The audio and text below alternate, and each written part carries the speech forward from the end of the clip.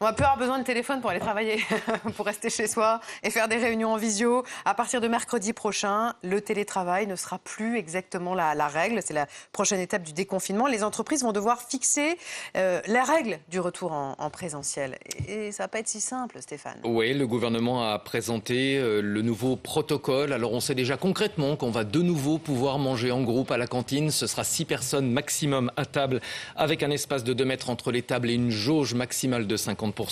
Il sera de nouveau possible d'organiser des pots de départ, si possible en extérieur, nous dit le gouvernement, avec 25 personnes. Ou des pots pour rien. Maximum. Il ne faut pas avoir trop d'amis non plus. 25 personnes, c'est un nombre limité de collègues.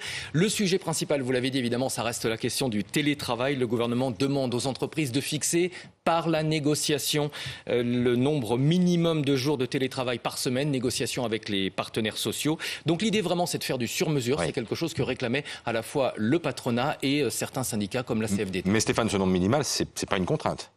C'est pas une contrainte, non, parce que la question du télétravail n'existe pas dans le Code du travail, donc le gouvernement n'avait aucun moyen de l'imposer. D'ailleurs, quand on nous disait que le télétravail était obligatoire, il ne l'était pas réellement. Ce que faisait le gouvernement, c'était de mettre la pression sur les chefs d'entreprise en leur rappelant leur obligation de veiller à la santé et la sécurité des salariés. Ça explique en partie pourquoi les boîtes ont joué le jeu. Bon, au-delà de la sortie de crise, c'est le monde d'après qui est en train de se dessiner là. Oui, parce qu'à travers ces négociations, on est en train de jeter les bases de quelque chose qui va sans doute perdurer. A priori, le télétravail va continuer après la crise sanitaire, pour le meilleur et pour le pire, puisqu'on s'est aperçu pendant la crise qu'il y avait énormément de questions bien au-delà des aspects logistiques. Par exemple, la cohésion de groupe, la santé mentale, la séparation entre la vie privée et la vie professionnelle. Et parce que toutes ces questions n'ont pas encore été tranchées, les négociations dans certaines branches risquent d'être un petit peu compliquées.